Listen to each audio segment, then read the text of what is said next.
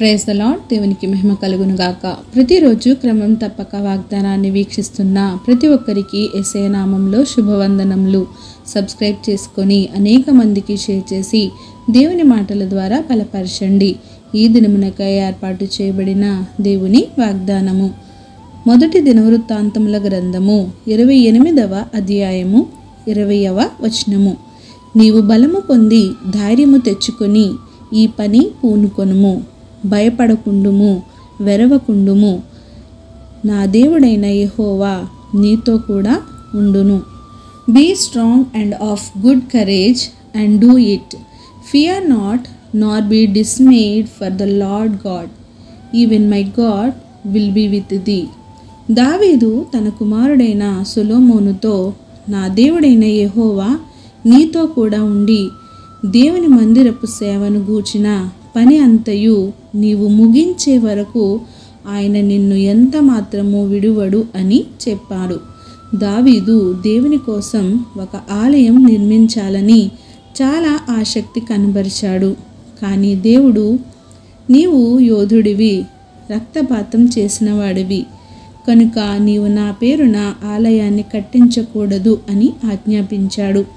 అయితే గొర్రెల కాపరిగా ఉన్న తనను హెచ్చించి రాజును చేసిన దేవుని కోసం ఒక మందిరాన్ని నిర్మించాలన్న వాంఛను విడువలేకపోయాడు.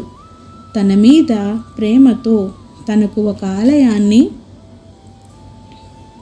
కట్టించాలన్న దావీదు వాంఛను తిరస్కరించడం దేవునికి సాధ్యం కాలేదు.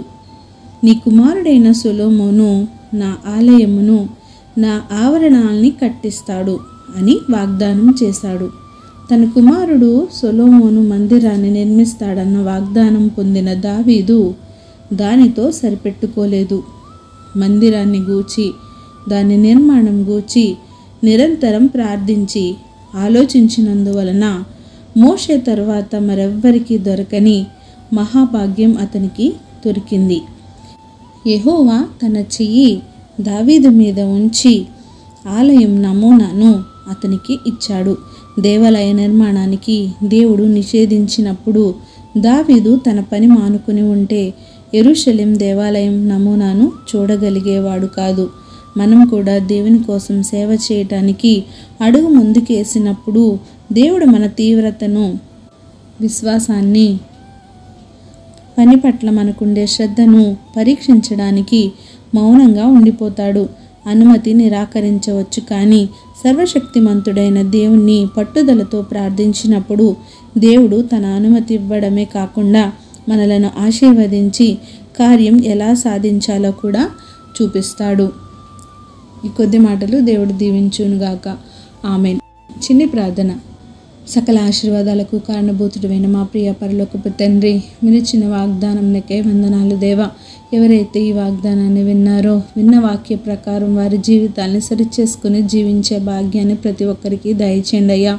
అవును ప్రభువా, మీ పనిని చేయాలని ఎవరికైతే ఆశ ఉన్నదో నాయన, వారి ఆశను తీర్చండి. ఏ పని పూనుకొని నా తండ్రి ప్రభువా, అది నీ చిత్త ప్రకారం జరగడానికి సహాయం చేయండి. ప్రార్థన వస్తుకొని ప్రతి ఒక్క బిడ్డని సమయంలో జ్ఞాపకం చేసుకోండి.